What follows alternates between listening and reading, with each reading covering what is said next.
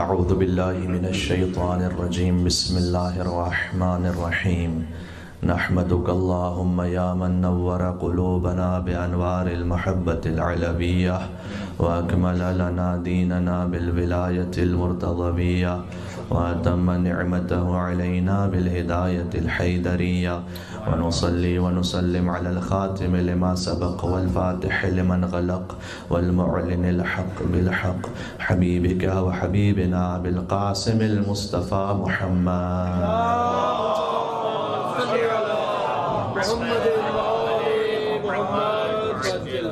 وأهل بيته الطيبين الطاهرين المعصومين المظلومين المنتجبين المنتخبين الميامين سيما بقية الله في الأرضين وحجته على العالمين اللهم صل وسلم وزد وبارك على صاحب الدعوة النبوية والصولة الحيدرية والعصمة الفاطمية والحلم الحسنية والشجاعة الحسينية والعبادة السجادية والمآثر الباقرية والآثار الجعفرية والعلوم الكاظمية والحجج الرضوية والجود التقوية والنقاوة النقوية والهيبة العسكرية والغيبة الإلهية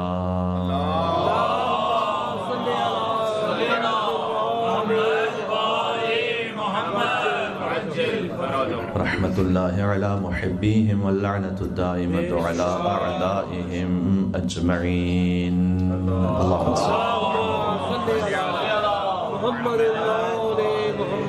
بسم الله الرحمن الرحيم اللهم كن لوليك الحجة ابن الحسن صلواتك عليه وعلى آبائه في هذه الساعة وفي كل ساعة وليا وحافظا وقائدا ودليلا حتى تسكنه أرضك طوعا وتمتعه فيها طويلا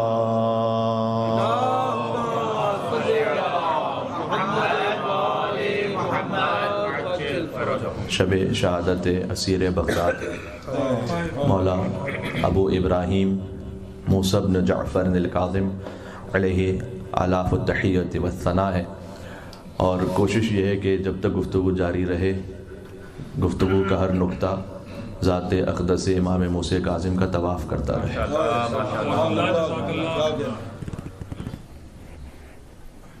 ذکر اس امام کا ہے کہ جس نے زندان میں رہ کر اسلام کو رہائی عطا کی ہے۔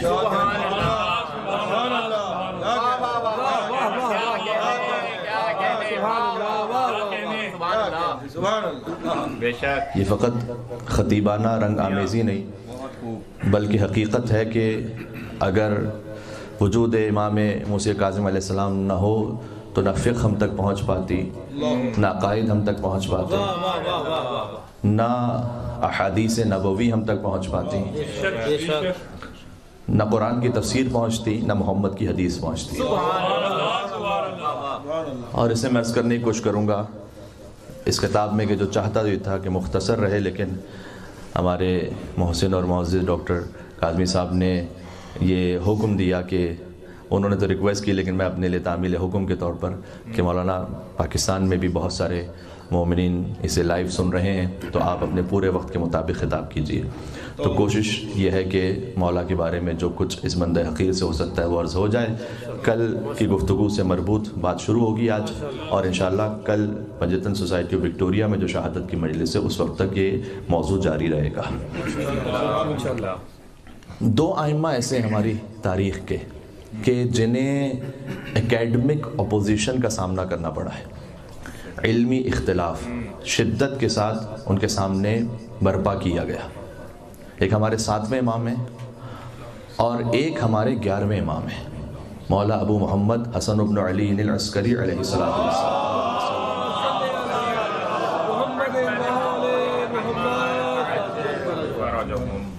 دیکھیے یاد رکھیے گا، 7ویں امام کے لیے جب بھی گفتگو ہوتی ہے تو فقط مظلومیت کا تصور آتا ہے جو یقیناً درست ہے، لیکن بسا اوقات ایک بیچارگی کا تصور بھی آ جاتا ہے جو کہ مناسب نہیں ہے۔ امام کاظم کی زندگی انتہائی شجاعانہ ہے، زندان میں کوئی ایک لمحہ ایسا نہیں ہے کہ جو ضعف یا کمزوری پر دلیل بن سکے۔ 14 برس کی قید وہی کاٹ سکتا ہے کہ جو وارث شجاعت حیدری ہے۔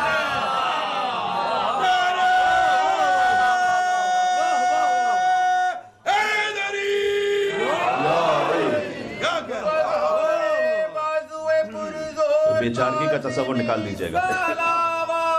اللہم صلی علی محمد وعلی محمد۔ ہے میرے ساتھ آپ انشاءاللہ۔ ابن عربی جو سنی عالم ہیں، انہوں نے امام موسیٰ کاظم علیہ السلام کے لئے لکھا انہو مروح الروح ومصور اللوح محراب الحرم والمعلم بالقلم۔ اس نے لکھا کہ بظاہر تمہیں یہ لگے ان کی زندگی میں کہ وہ زندان میں ہے، لیکن مروح الروح، ہر ذی روح کو راحت عطا کرنے والا موسیٰ بن جعفر ہے۔ ہر ذی روح میں جو راحت ہے وہ موسیٰ بن جعفر الکاظم کی وجہ سے، ایک سنی عالم لکھ رہے ہیں۔ لیکن خطیب بغدادی نے بھی امام موسیٰ کاظم کے فضائل لکھے ہیں، جو سنی عالم ہیں، جو کہ بغداد اہل سنت کا علمی مرکز رہا ہے، لہٰذا وہاں بڑے بڑے علماء موجود ہیں، اور میں اس طرف تفصیل میں جانا نہیں چاہتا، لیکن اس کی بھی ایک تاریخ ہے کہ ایک زمانے میں شیعہ علمی مرکز بھی تھا، شیخ مفید کی قبر امام موسیٰ کاظم السلام کے حرم میں۔ پھر شیخ طوسی جو شیخ مفید کے شاگرد تھے، انہیں ہجرت کرنا پڑی جب بغداد میں ان کے کتاب خانے کو جلایا گیا، اور وہاں ان کے لیے سرزمین تنگ کر دی گئی، انہیں شہر بدر کر دیا گیا۔ تو شیخ طوسی جو حرم مولا کائنات کے باہر باب طوسی میں مدفون ہے، وہاں انہوں نے نجف میں ہجرت فرمائی اور انہوں نے ارادہ کیا کہ میں زندگی گزاروں گا جوار امیر المومنین میں۔ تو وہ اپنی کتابوں کو کھو کر آئے تھے وہاں سے، گھر بار لٹا کر آئے تھے وہاں سے، لیکن ان مع العسر یسرا وان مع العسر یسرا، ہر مشکل کے ساتھ ایک آسانی ہے، اور یقیناً ہر مشکل کے ساتھ ایک آسانی ہے۔ اللہ نے اہتمام کیا کہ شیخ طوسی کی اس ہجرت کی وجہ سے نجف کے حوض علمیہ کی بنیاد رکھی گئی۔ مؤسس حوض علمیہ نجف اشرف شیخ طوسی ہیں، اور 1000 سال تک نجف اشرف میں جو کچھ ہوا ہے وہ مرہون منت ہے شیخ طوسی کا۔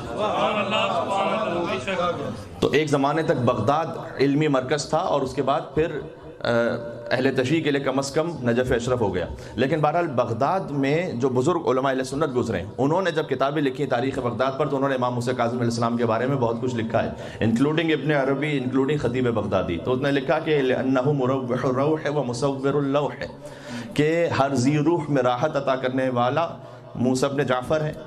اور پھر یہ کہا کہ مصور اللوح ہے، اگر تم یہ سمجھتے ہو کہ جو تم مانگ رہے ہو ان سے وہ تمہاری تقدیر میں ہے یا نہیں، تو فکر نہیں کرنا، تم ان سے مانگ رہے ہو کہ جو لوح محفوظ کی صورت بنانے والا۔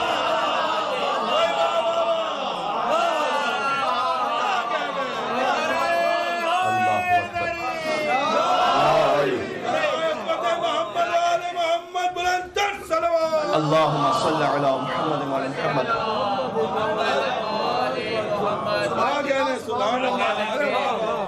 لوح محفوظ پر تصویر بنانے والے کا نام موسیٰ کاظم ہے، ابن عربی نے لکھا۔ اور اس کے بعد لکھا کہ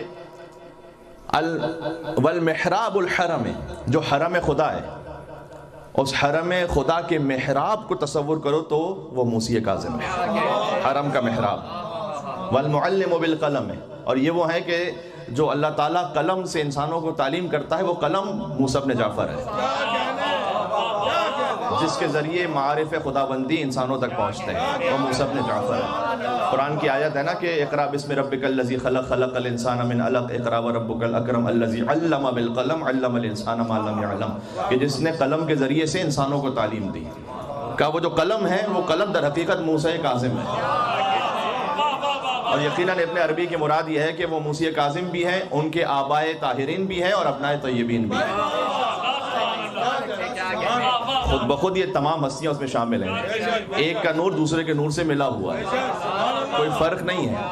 جو امام نے خود فرمایا کہ جب امام سے پوچھا گیا، امام صادق علیہ السلام سے بات نکلتی چلی جائے گی کہ حسن اور حسین میں افضل کون ہے، تو امام نے فرمایا کہ اِنَّ فَضْلَ اولنا یلحق بآخرنا، ہمارے پہلے کی فضیلت آخر تک ملحق ہوتی ہے، آخر کی فضیلت وہیں پہلے ہی سے آتی ہے۔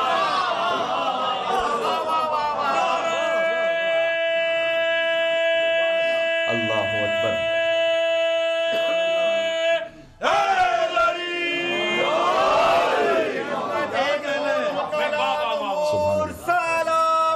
اللہم صلی علی محمد وعلی محمد۔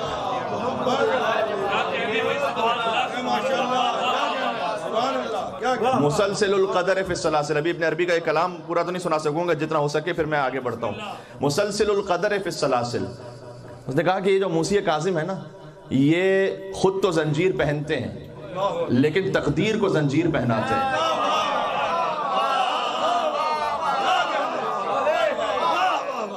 میں چاہتا ہوں ابتدائی مجلس میں جو بیچارگی والا ہمارا تصور ہے وہ نکل جائے۔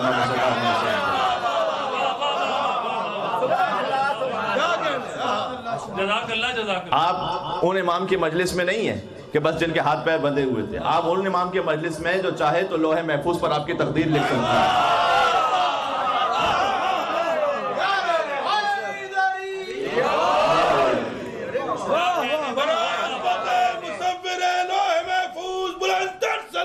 اللہم صلی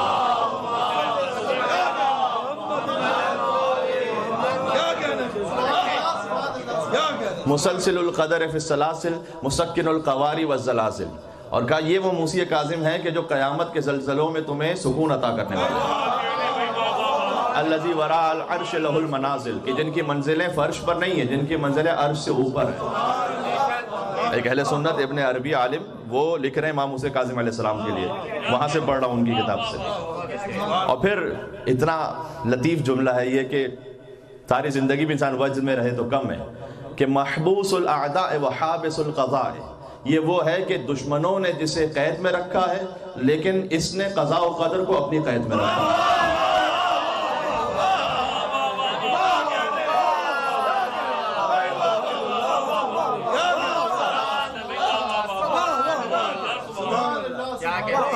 سمجھ میں آ رہا ہے مقام امام موسیٰ کاظم علیہ السلام؟ تو عزیزوں یہ وہ امام ہیں کہ جن کے لیے علمی اختلاف کی وہ فضا ایجاد کی گئی ہے کہ جہاں ہر طرف سے، وہ لفظ جو میں نے استعمال کیا، اکیڈمک اپوزیشن ہے شدید امام کی۔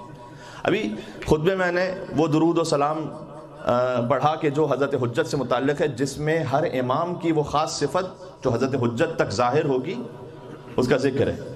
اللہم صلی وسلم وزد وبارک علی صاحب الدعوت النبویہ وسولت الحیدریہ والعصمت الفاطمیہ، جب امام کاظم علیہ السلام پہ بات آتی والعلوم الکاظمیہ، عالم آل محمد امام کاظم علیہ السلام، امام موسیٰ کاظم کا علم حضرت حجت کی ذات اطہر سے ظاہر ہوگا۔ ہر امام کے لیے جو صفت استعمال کی گئی اس کی کوئی خاص وجہ ہے، والعلوم الکاظمیہ، تو امام علیہ السلام کے لیے وہ سامنے ایک علمی اختلاف کی ایسی فضا ہے کہ لوگ آل محمد کے بارے میں مشکوک ہو جائیں کہ ان کی تعلیمات صحیح ہیں، ان پر عمل کریں، ان پر عمل کریں۔ ایک مرتبہ ہوتا نا کہ جو انگریزی کا بھی شاید محاورہ ہے کہ اگر تم انہیں اپنا بنا نہیں سکتے تو کنفیوز کر دو، تو اتنا کنفیوژن پھیلا دو کہ پتہ ہی نہ چلے کہ حق کا ہے باطل کا ہے۔ اچھا، اس کے لیے آپ کو کچھ تاریخوں کو سمجھنا ضروری ہے، کچھ ڈیٹس آپ کی زبانوں کے زبان ہونی چاہیے، آپ کو یاد ہونا چاہیے انشاءاللہ۔ سن 11 ہجری ہے شہادت سرکار ختمی مرتبت و شہادت سیدہ کونین سلام اللہ علیہ۔ سن 40 ہجری شہادت امیر بیان مولا متقیان علی ابن ابی طالب علیہ السلام. سن 50 ہجری شہادت مولا ابو محمد امام حسن مجتبی علیہ السلام. سن 61 ہجری شہادت سید الشہداء ابا عبداللہ الحسین علیہ السلام. سن 95 ہجری شہادت امام زین العابدین سید الساجدین علیہ السلام. سن 114 ہجری شہادت مولا ابو جعفر محمد ابن علی الباقر علیہ السلام. سن 148 ہجری شہادت امام ابو عبداللہ جعفر ابن محمد صادق علیہ السلام. یاد رکھیے گا 148 ہجری کو. سن 183 ہجری شہادت امام ابو ابراہیم موسیٰ کاظم علیہ السلام.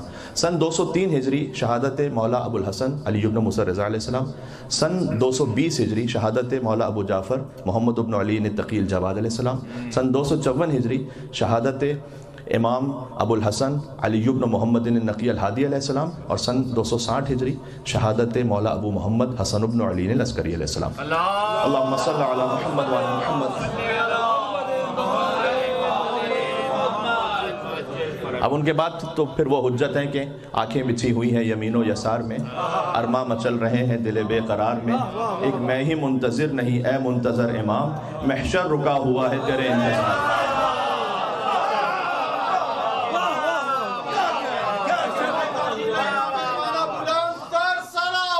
اللہم صلی علی محمد وعلی محمد.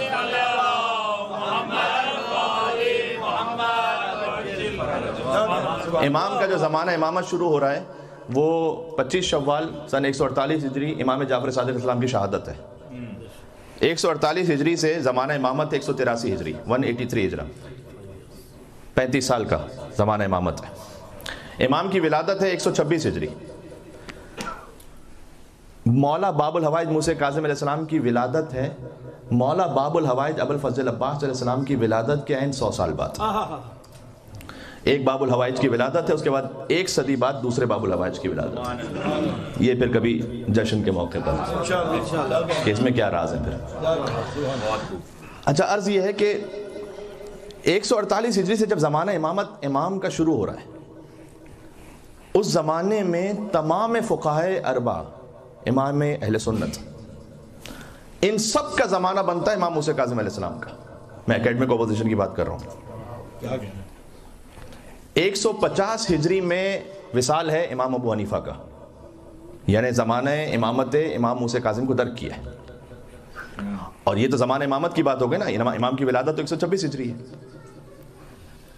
بلکہ یہ واقع تاریخ میں موجود ہے جیسے ہم نے پیش کر دیا ہے میڈیا پر بہت پہلے، اور وہ پھر آگے کافی وائرل بھی ہوتا رہا ایک حد تک، کہ ایک فقہی مسئلہ جس میں یہ اختلاف ہے، فقہ حنفی میں اگر کہیں کوئی نماز انجام دے رہا ہے تو نمازی کے آگے سے گزرنا جائز نہیں ہے. اس لیے اگر آپ کہیں کسی ایسے مقام پر موجود ہوں تو وہاں فوراً وہ آپ کو روک دیتے ہیں. لیکن فقہ جعفری میں کوئی مسئلہ نہیں، آپ اپنے یہاں مسجد میں امام بارگاہ میں نماز پڑھ رہے ہوتے ہیں، سامنے سے بہت سے لوگ گزر رہے ہوتے ہیں. تو امام موسیٰ کاظم کی بچپن کی بات ہے یہ، کہ جب امام ایک ایسے مقام پر نماز پڑھ رہے تھے کہ امام ابو حنیفہ نے شکایت کی ہے امام موسیٰ کاظم کی امام جعفر صادق سے، اور کہا کہ آپ کے فرزند ایک ایسی جگہ نماز پڑھ رہے تھے جہاں میں نے دیکھا بہت سے لوگ گزر رہے تھے. تو امام جعفر صادق نے جواب نہیں دیا اور فرمایا کہ میرے بیٹے سے پوچھ لو کہ وہ وہاں کیوں نماز پڑھ رہا تھا.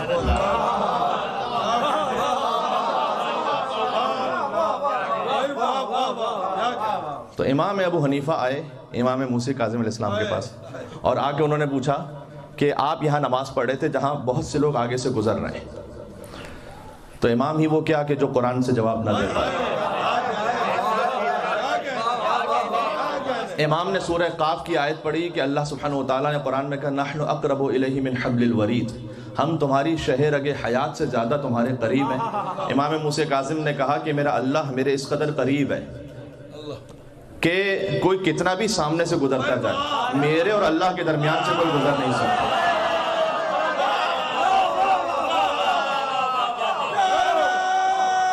امام موسیٰ کاظم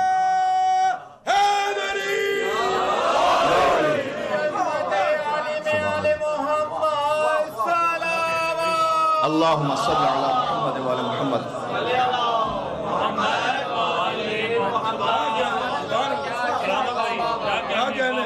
امام ابو حنیفہ کا زمانہ ہے امام موسیٰ کاظم علیہ السلام کا. امام شافعی ان کی ولادت ہے 150 ہجری اور ان کی وفات ہے 204 ہجری، یعنی مکمل زمانہ امامت امام موسیٰ کاظم کو درک کیا ہے۔ امام مالک کی ولادت ہے 95 ہجری، وفات ہے 179 ہجری۔ امام موسیٰ کاظم علیہ السلام کی امامت کے زمانے کو بہت حد تک پورا درک کیا ہے۔ امام شافعی کی ولادت ہے 164 ہجری 164۔ 9 سال کے سن میں فتویٰ دینے کے قابل ہوئے۔ 9 سال کے سن میں ایک الگ درس ہوتا تھا ان کا مستقل بغداد میں۔ اچھا، ایک بات جو انصاف کے ساتھ ہے وہ ہونی چاہیے، تاریخ میں لکھا ہوا ہے کہ جب امام موسیٰ کاظم کی شہادت ہوئی تو بہت سے علماء کو بلایا گیا تھا اس بات کی گواہی کے لیے کہ ان کی طبعی موت ہوئی ہے، جن میں امام احمد ابن حنبل بھی شامل تھے۔ لیکن جب وہ وہاں پر پہنچے اور انہوں نے کفن کو ہٹایا تو انہوں نے دیکھا کہ اگر تم مجھے ساری زندگی بھی قید کر کے رکھو تو میں گواہی نہیں دوں گا، اس لیے کہ میں دیکھ رہا ہوں کہ سر تپا تازیانوں کے نشان موسیٰ ابن جعفر کے بدن پہ موجود ہیں، تو انہوں نے گواہی نہیں دی۔ تو 4 ائمہ اہل سنت وہ موجود ہیں امام موسیٰ کاظم کے زمانے میں، جہاں ان سب کے فتوے مختلف ہیں اور امام، سبحان اللہ۔ اچھا، یہ بات تشنا نہ رہ جائے، 2 ائمہ کے نام لیے نا میں نے کہ جن کے زمانے میں ایک خاص قسم کی اکیڈمک اپوزیشن ہو رہی ہے، 7ویں امام کا زمانہ اور 11ویں امام کا زمانہ۔ کبھی تفصیل سے 11ویں امام کے زمانے کے بارے میں عرض کروں گا، لیکن بات یہ رہ جائے آپ کے ذہن میں کہ 11ویں امام کا جو زمانہ ہے وہ زمانہ ہے کہ جب تمام صحاح 6 کے مصنفین، وہ امام ابو محمد حسن بن علی العسکری کے زمانے میں، امام بخاری، امام مسلم نیشاپوری، امام ابن ماجہ، امام نسائی، امام ابو داؤد، یہ سب ہیں 11ویں امام کے زمانے میں۔ کاش میری بات پہنچ سکے۔ یہ جو سب حدیث نقل کرتے ہیں نا، یہ کہتے ہیں کہ ہم نے سنا اپنے راوی سے جس نے بیان کیا، اس نے سنا اس کے شیخ الاجازہ سے، اس نے سنا اس کے استاد سے، اس نے سنا ایک اور راوی سے، اس نے سنا رسول اللہ سے۔ یہ اس طرح سے حدیث بیان کرتے ہیں۔ ان میں سے کوئی نہیں ہے ایسا جو یہ کہہ سکے کہ عن جدی عن ابی عن ابی ہے عن ابی ہے۔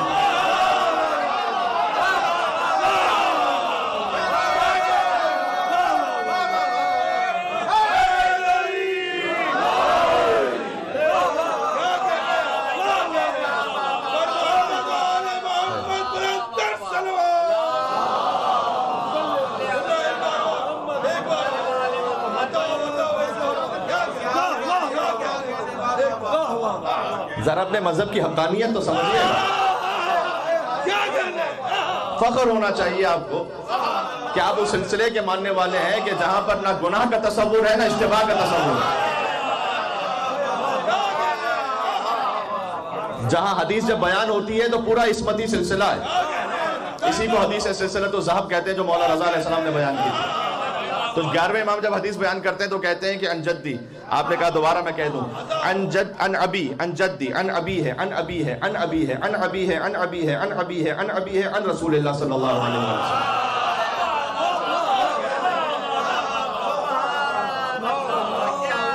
سلسلہ سند کو لے آئے عالم اسلام میں ایسا، میں اپنا سر جھکا دوں گا۔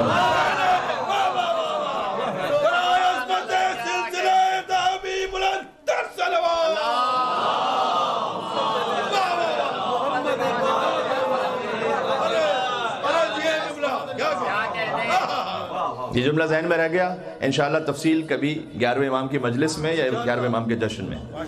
اچھا، امام موسیٰ کاظم علیہ السلام کا بھی یہی معاملہ ہے۔ امام ابو حنیفہ فتویٰ دیتے ہیں قیاس سے، امام شافعی فتویٰ دیتے ہیں، امام مالک فتویٰ دیتے ہیں، امام احمد بن حنبل فتویٰ دیتے ہیں۔ ان میں سے کوئی ایسا نہیں کہ جو یہ کہہ سکے کہ عن ابی عن جدی، سوائے امام موسیٰ کاظم علیہ السلام کے۔ سبحان اللہ، تو یہ ایک علمی طاقت ہے وہاں۔ میں نے کیا عرض کیا، ماحول ایسا ہے کہ اتنے سارے اقوال، اتنی ساری فکریں، اتنے سارے نظریات، آئیڈیالوجیز تقریباً آج سے ملتا جلتا نہیں ہے ماحول کی، کہ آپ بالکل کنفیوز ہو جائیں کہ صحیح کون بول رہا ہے، یہ امامے والا یا وہ امامے والا، یہ ممبر والا وہ ممبر والا، یہ بات کرنے والا وہ بات کرنے والا، پھر یہ مسلک والا وہ مسلک والا، یہ فرقے والا وہ فرقے والا، صحیح کون بول رہا ہے پتہ نہیں۔ آپ دیکھیے کہ سلسلہ سند جس کا دین جڑتا اس سند سے ہے کہ جہاں پر غیر معصوم کا کوئی دخل ہی نہیں ہے. سبحان اللہ. بات واضح ہو رہی ہے. ایک بات اور عرض کر دوں, آئیڈیل ہمیشہ بنائیے معصوم کو, غیر معصوم کو نہیں. کیا کہنے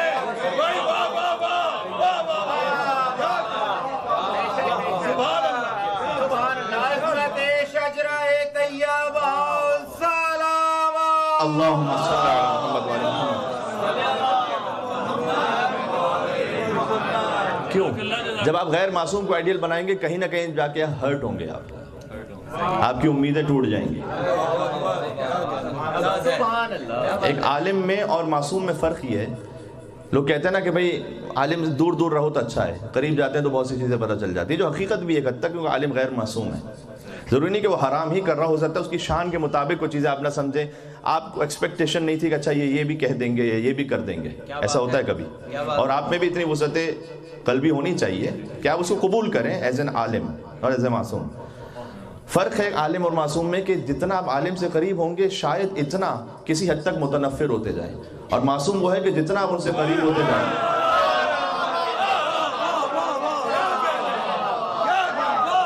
اتنے ہی ان کے مداح بنتے جائیں.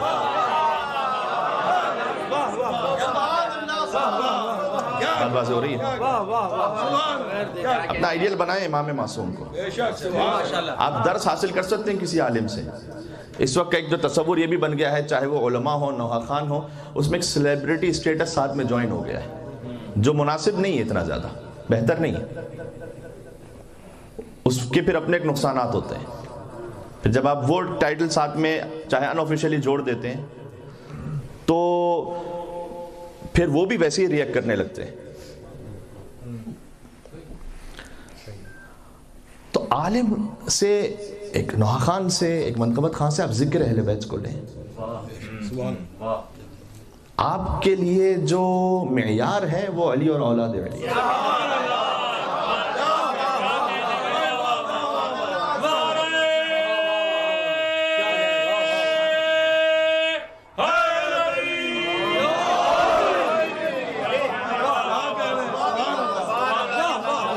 یہاں سے وہاں تک مل کے صلوات بھیجیں محمد و آل محمد.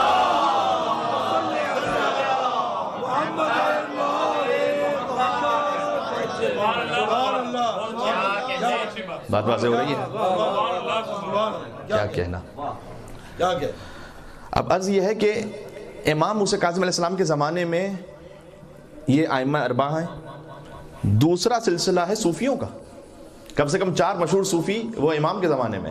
سفیان ثوری ہے, عبداللہ ابن مبارک ہے, شقیق بن ابی ابراہیم بلخی ہے, معروف کرخی ہے. یہ سب 7ویں امام کے زمانے میں.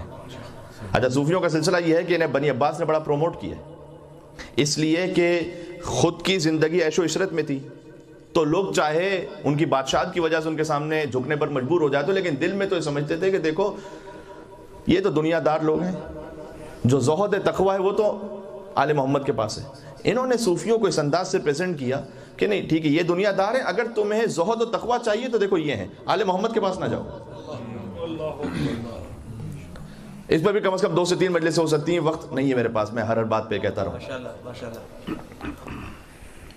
سفیان ثوری کا ایک واقعہ میں نے شاید میرے خیال میں پنجن سالیو وکٹوریا کی مجلس میں پڑھا تھا کہ اس کا طریقہ مثلا یہ تھا کہ بظاہر ایک کھردرا لباس پہن کر وہ گھومتا رہتا تھا, اس بات کو سمجھانے کے لیے کہ دیکھو میں تو بڑا متقی پرہیزگار ہوں. کیا بات ہے, جس نے تقویٰ کی صحیح تعریف کو سمجھا ہی نہیں ہے.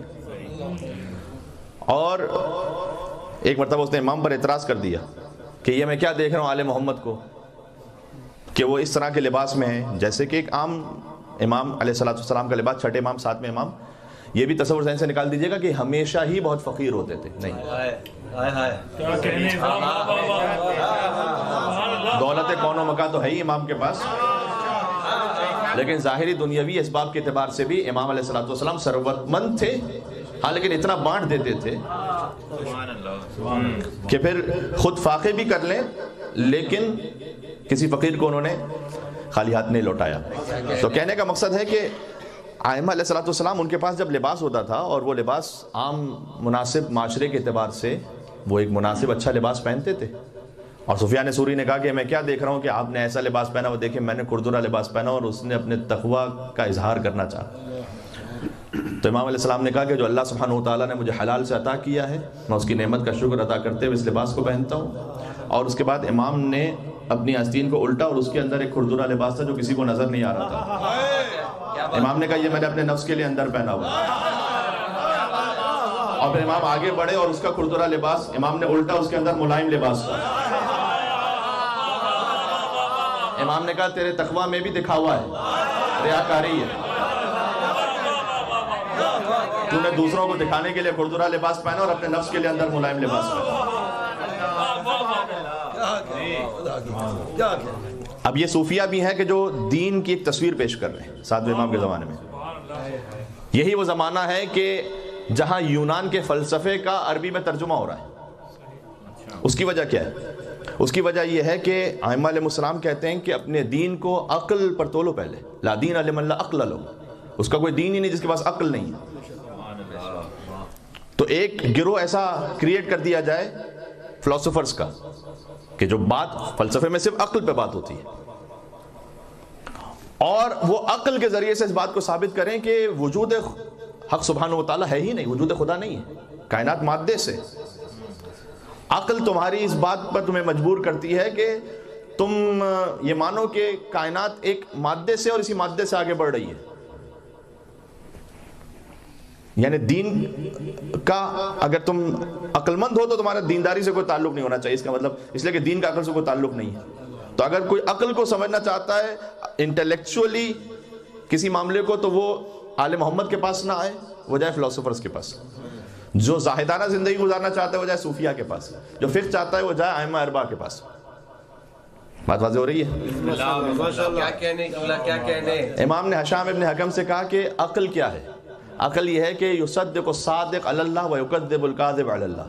عقل تو در حقیقت یہ ہے کہ جو اللہ کے بارے میں سچ بول رہا ہے تم تصدیق کر دو، جو اللہ کے بارے میں جھوٹ بول رہا ہے تو اس کی تکذیب کر دو۔ یہ ہے عقل۔ پھر کہا العقل ما عبد بہ الرحمن واکتسب بہ الجنان۔ عقل وہ ہے کہ جس سے رحمان کی عبادت کی جائے اور جنت کو حاصل کر لیا۔ اللہ اکبر۔ باقی مکاری اور شیطنت ہے، عقل نہیں ہے۔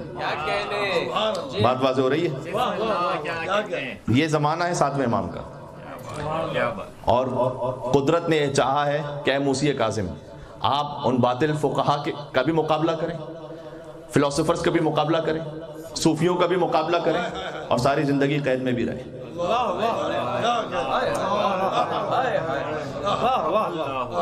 لہذا حماد ابن عیسیٰ امام کے بہت قریبی ترین صحابی ہیں، اصحاب اجماع میں سے۔ امام نے وہ اصحاب اجماع خلق کیا آج جنہیں اصحاب اجماع کہا جاتا ہے۔ یعنی وہ روایت اگر کوئی حماد ابن عیسیٰ تک پہنچ جائے نا تو اس کے بعد آگے تحقیق کرنے کی ضرورت نہیں ہے کہ روایت کی سند صحیح ہے یا نہیں ہے۔ یہ اصحاب اجماع امام موسیٰ کاظم علیہ السلام نے عطا فرمائے، ان میں سے بہت سے۔ اور پھر امام نے حماد ابن عیسیٰ کو لکھوایا، حشام ابن حکم کو لکھوایا، کیونکہ دور تشریح گزر چکا تھا، دور تدوین ہے، یہ لکھو۔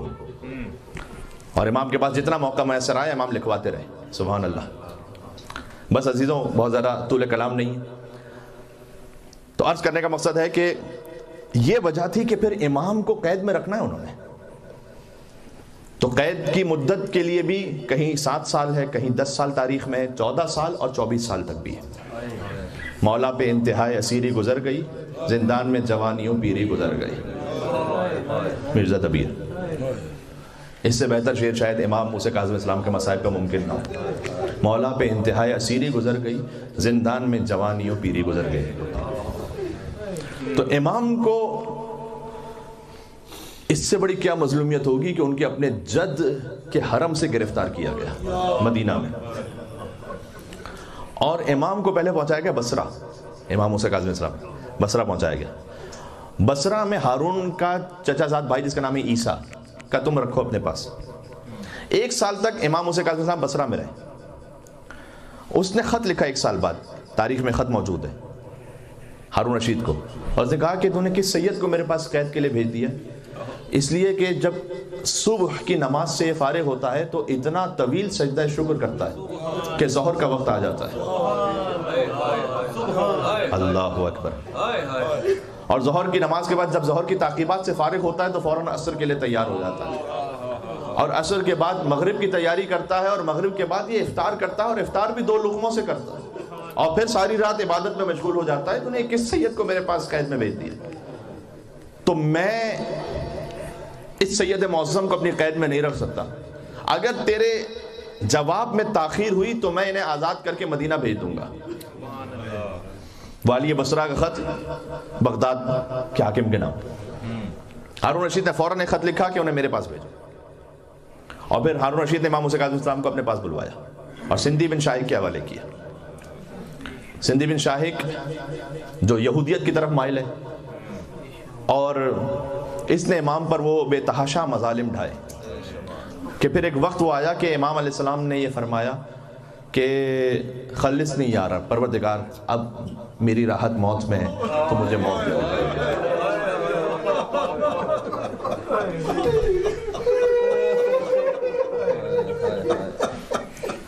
اب تو مجھے موت دے دے.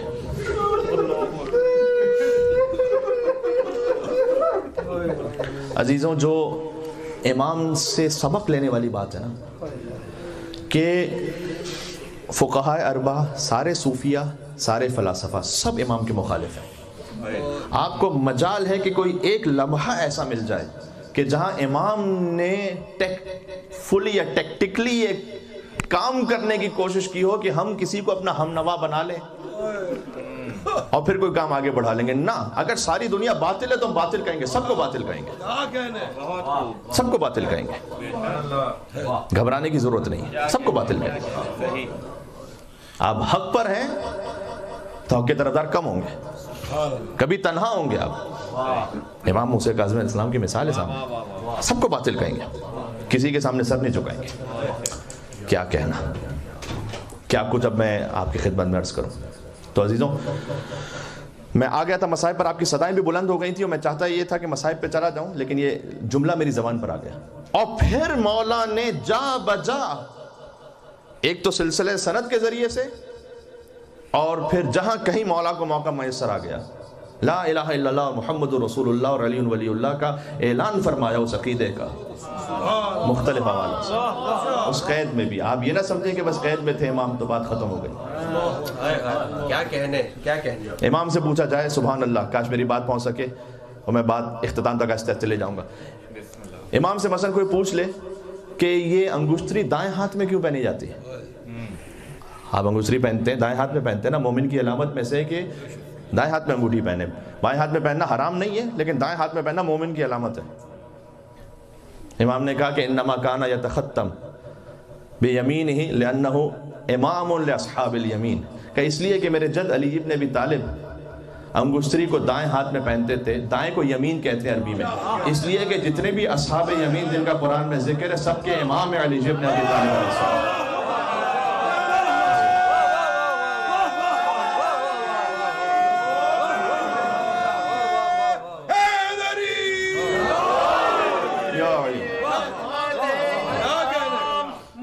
اب سمجھ میں آیا دائیں ہاتھ میں کیوں انگوٹھی پہنتے ہیں؟ اللہم صلی علی محمد و علی محمد. یہ وسائل الشیعہ کی 5ویں جلد سے حدیث پڑھ رہا ہوں. تو اگر آپ سے آپ کو یہ سوال کرے کہ آپ دائیں ہاتھ میں انگشتری کیوں پہنتے ہیں, اس کا جواب یہ ہے, یہ امام موسیٰ کاظمی علیہ السلام نے فراہم کیا. اس لیے کہ علی ابن ابی طالب انگشتری دائیں ہاتھ میں پہنتے تھے لأنہ امام لاصحاب الیمین, اس لیے کہ تمام اصحاب یمین کے امام ہیں علی ابن ابی طالب. اصحاب الیمین ما اصحاب الیمین, ہائے ہائے سورہ واقعہ. اصحاب الیمین دائیں ہاتھ والے جن کا نامہ اعمال ان کے دائیں ہاتھ میں دیا گیا.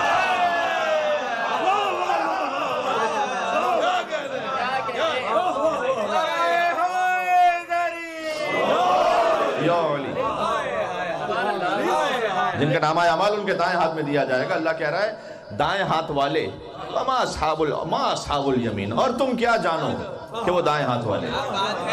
وما ادراک ما لیلۃ القدر, تم کیا جانو کہ لیلۃ القدر کیا ہے, تم کیا جانو کہ اصحاب الیمین کون ہیں.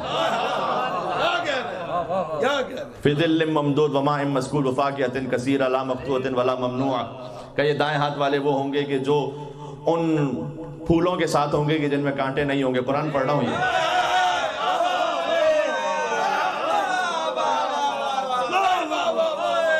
بیری کے وہ درخت کے جہاں پر کانٹے نہیں ہوں گے, اور یہ پانی کے آبشاروں میں ہوں گے, فی ظل ممدود, لمبے سایوں میں, ماء مسکوب, جب آبشار کا پانی برس رہا ہوگا, وفاکہۃ کثیرہ, اور بے شمار پھل ہوں گے ان کے پاس, لا مقطوعۃ ولا ممنوعہ, نہ وہ کبھی پھل منقطع ہوں گے نہ روک ٹوک ہوگی. سبحان اللہ. فرش مرفوعہ, اور لمبے فرش پر, اونچے فرش پر ہوں گے یہ. انا انشاءہن انشاء, اور ہم ان کے لیے حوروں کو تیار کریں گے, وہ حوریں کہ جو باکرہ ہوں گی. یہ سب ذکر عرباً اترابا, وہ کہ جو اپنے آپ کو پیش کریں گے ان اصحاب الیمین کے لیے. یہ اصحاب الیمین کے لیے شرط یہ ہے کہ تم امام اصحاب الیمین کی محبت کریں گے.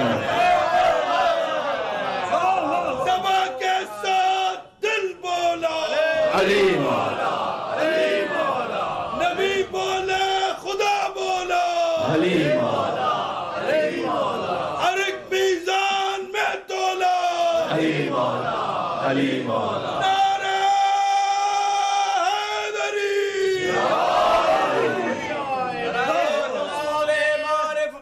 بسم اللہ. برائے حصول معرفت نور الہی بلند تر صلوات. اللہم صلی علی محمد.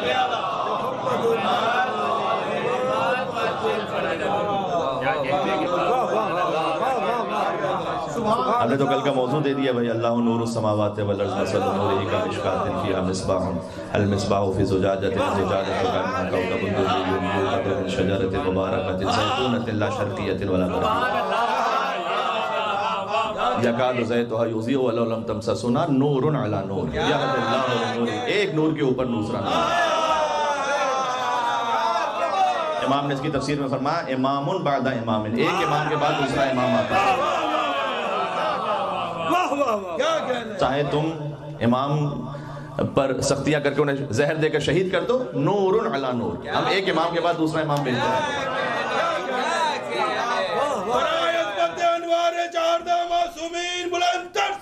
اللہم صلی علی محمد.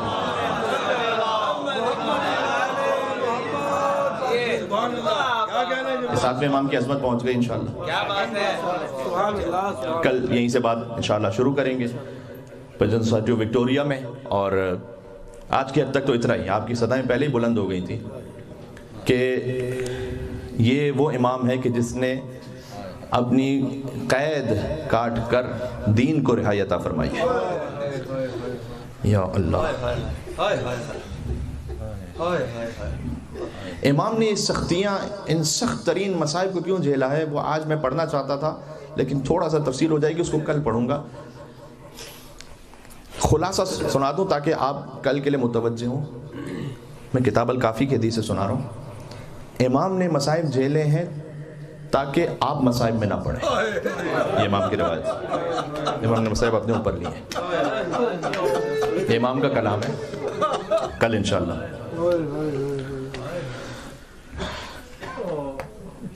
السلام علی الساق المرزوز, سلام اس پر کہ جس کی پنڈلیوں کی ہڈیاں چورا چورا. امام کی زیارت کا جملہ ہے. یا اللہ.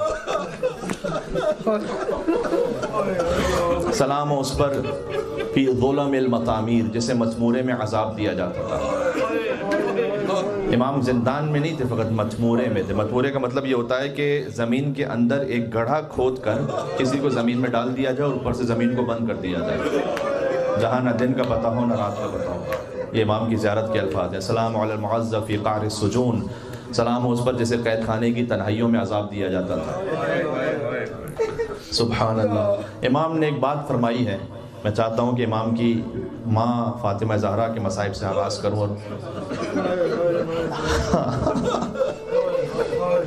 جتنے بھی سادات ہیں آج, تمام مومنین کے لیے, تمام بالخصوص موسوی و کاظمی اور رضوی سادات, نقوی سادات جو امام کی نسل سے آگے ہیں, سب کے لیے ایک سخت ترین کیفیت ہے.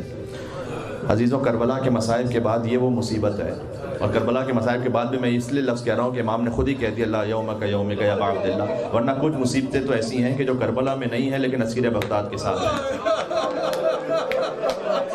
ان میں سے ایک یہ ہے کہ کسی امام کا جنازہ زنجیروں میں دفن نہیں ہوا. امام موسی کاظم کا جنازہ زنجیروں کے ساتھ دفن ہوا. زنجیروں میں لپٹا ہوا تھا امام کا لاش.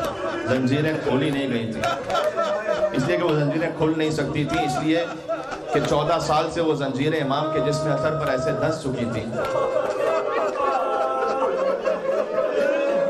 امام کی ایک زیارت کا جملہ ہے کہ بالحدید رزت بالحدید اعضاء، فقط پیروں کے ٹخنے اور پنڈلیاں نہیں، رزت کہتے ہیں پیس دینے کو. لوہے کی زنجیروں اور لوہے کے آلات کے ذریعے سے جس کے اعضاء کو پیس دیا گیا تھا، یعنی ایسا پیس دیا جانا کہ جب نرم ہو جائے، ہڈیاں جس کی اب نرم ہو کے ختم ہو جائیں. یہ امام موسی کاظم علیہ السلام ہے. عزیزوں 2 سال آپ نے گزارے ہیں اس پینڈیمک میں کہ آپ اپنے گھر سے باہر نہیں نکل سکتے تھے. وہ بھی ایسا نہیں تھا کہ آپ بالکل ہی نہ نکل سکتے ہوں، آپ کبھی نکل بھی جاتے تھے، اس میں کوئی حرج نہیں تھا، کچھ آزادیاں بھی تھیں، آپ اپنے خانوادے کے ساتھ تھے. لیکن کتنی سختی ہو گئی تھی، گھر میں رہتے رہتے اپنے ہی گھر میں تھے، نہ پانی کی کمی تھی نہ غذا کی کمی تھی، گھر والے ساتھ میں تھے، بچے سامنے تھے، برداشت نہیں ہو پاتا تھا. سوچو میرے اس اسیر امام کا کہ جو 14 سال اس قید میں رہا ہے، کہ نہ امام پیر پھیلا سکتے تھے، نہ بلند ہو سکتے تھے، نہ امام کی بیٹیاں سامنے تھیں، 20 بیٹیاں امام کی. اور جب امام کی شہادت ہوئی ہے تو فاطمہ معصومہ قم 10 برس کی تھی. اور یہ یاد رکھنا کہ جب امام سے جدا ہوئی تھی نا، یعنی اس کے بعد پھر امام کو نہیں دیکھا، وہ 4 برس کے سن میں جدا ہو، 6 برس کے سن میں جدا ہو گئی. 4 برس آخر میں امام نے اپنی تمام اولادوں کے بغیر گزارے ہیں، کیونکہ جو قید تھی امام کی اس میں کبھی کبھی کوئی وقفہ آتا تھا. لیکن آخری مرتبہ جو امام نے بی بی معصومہ قم سے ملاقات کی تو وہ اپنی شہادت سے 4 سال پہلے تھی. اب مجھے نہیں معلوم 4 سال بیٹی کو نہ دیکھنا یہ زیادہ سخت مصیبت ہے. یہ ایک 4 سال کی بچی ہو کہ جو مقتل کربلا میں اور اپنے باپ کے بامال لاشے کو دیکھ رہی ہے، اور دائیں طرف کے گھوڑے بائیں طرف دوڑ جائیں اور بائیں طرف کے گھوڑے دائیں طرف دوڑ جائیں، اور لاش کا عالم یہ ہو جائے. عزیزوں مجھے معاف کرنا، آپ کی صدائیں بلند ہو رہی ہیں. حسین کے لاشے کا عالم یہ تھا کہ بچی باپ کے لاشے کو پہچان نہ پائی. ارے سکینہ کیا زینب آگے سوال کیا، انت اخی حسین، کیا تو ہی میرا بھائی حسین ہے، کیا تو ہی حسین ہے؟ عجب نہیں لاش اثر سے آواز آئی ہو، انتی اختی زینب، کیا تو ہی میری بہن زینب ہے؟ اس لیے کہ حسین نے کبھی بے چادر دیکھا نہیں تھا اپنی خواہر کو. میں ہاتھوں کو جوڑ کر کروں گا، مولا ابھی تو کوفہ اور شام کے بازاروں میں آپ نے نوکے نیزہ پر اپنی بہن کو بے مکنا اور چادر دیکھنا تھا. صاحب خانہ کی خواہش تھی کہ مصائب تفصیل کے ساتھ ہوں، میں پڑھنے کا ارادہ رکھتا ہوں اس لیے کہ شب شہادت ہے. کوئی اور شب ہوتی تو شاید کسی اختصار سے کام لے لیتا، لیکن آج تو حق ہی ہے. سبحان اللہ. خود امام موسی کاظم کے روایت ہے کہ اذا دخل شہر محرم لا یرا ابی ضاحکا. امام رضا فرماتے ہیں کہ جیسے محرم کا چاند دیکھتے تھے نا امام کاظم، انہیں کوئی ہنستا ہوا نہیں دیکھتا ہوتا، یعنی سارا محرم امام کبھی ہنستے ہی نہیں تھے. اور پھر جب عاشور کا دن آتا تھا تو امام کا غم اتنا بڑھ جاتا تھا کہ تڑپ تڑپ کر کہتے تھے یہی وہ دن ہے جب میرے جد کو مارا گیا، یہی وہ دن ہے جب میرے جد کو شہید کیا گیا. میں ہاتھوں کو جوڑ کے عرض کروں گا، اے مولا آپ کے جنازے کی بے حرمتی ضرور ہوئی ہے. آپ کا جنازہ بغداد کے موڑ پر پھینک دیا گیا تھا، رکھا نہیں گیا تھا، پھینک دیا گیا تھا. دعا کرو کوئی ایسا شخص قرآن نہ اٹھائے جیسے قرآن اٹھانے کا حدم نہ.